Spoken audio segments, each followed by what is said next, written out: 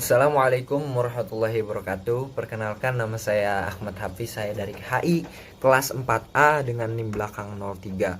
Jadi saya akan menjelaskan sebuah review bacaan untuk memenuhi tugas dari konflik internasional kontemporer, yaitu tentang Origin of War in Neo-Realist Theory yang dikemukakan oleh Waltz. Jadi video kali ini kita akan membahas sebuah teori penting dalam studi hubungan internasional, yaitu teori neorealis. Yang mana di sini saya akan menjelaskan tentang asal mula perang yang dikemukakan oleh Kenneth Waltz. Teori ini memberikan pandangan baru yang cukup berbeda dari teori realisme klasik sebelumnya. Waltz mencoba menjelaskan mengapa perang terus terjadi di sepanjang sejarah dengan melihat struktur sistem politik internasional. Lalu Waltz juga memberikan sebuah kritik pada realisme klasik.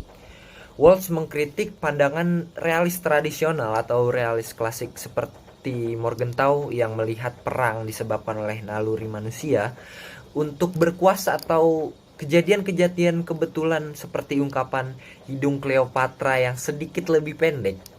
Bagi Waltz, teori seharusnya mampu menjelaskan regularitas dan pola yang berulang, bukan hal-hal kebetulan. Ia juga mengkritik kegagalan realis untuk memandang politik internasional sebagai domain tersendiri yang bisa dirumuskan teorinya. Lalu kita masuk pada penjelasan teori neorealis. Dalam pandangan neorealis, persaingan dan konflik antar negara bersumber dari fakta bahwa dalam kondisi anarki internasional, setiap negara harus menyediakan keamanan mereka sendiri dan selalu ada ancaman nyata atau dirasakan terhadap keamanan mereka. Inilah yang mendorong negara-negara bersaing, meningkatkan kekuatan militer mereka. Jadi bukan ambisi kekuasaan semata, tapi kebutuhan untuk survive di lingkungan anarki internasional itu sendiri. Lalu kita melihat bahwasanya struktur sistem internasional. Titik utama teori Waltz adalah bahwa struktur sistem politik internasional yang anarkis, bukan motif individu atau negara, adalah penyebab mendasar terjadinya sebuah perang. Dalam sistem multipolar, terdapat ketidakpastian tentang siapa mengancam dan siapa harus menghadapi ancaman. Namun, dalam sistem bipolar, ancaman selalu jelas. Negara-negara adik kuasa akan selalu fokus pada ancaman dari adik kuasa lainnya dalam sistem tersebut. Lalu kita masuk terhadap pembahasan tentang peran senjata nuklir gitu. Waltz menyoroti peran penting senjata nuklir dalam mengurangi resiko perang besar di antara kekuatan nuklir. Karena konsekuensi pemusnahan massal jika terjadi perang nuklir, maka tidak ada negara yang mau mengambil resiko menyerang terlebih dahulu, kecuali jika mereka yakin bisa memenangkannya. Senjata nuklir membalikan logika deterrence konvensional.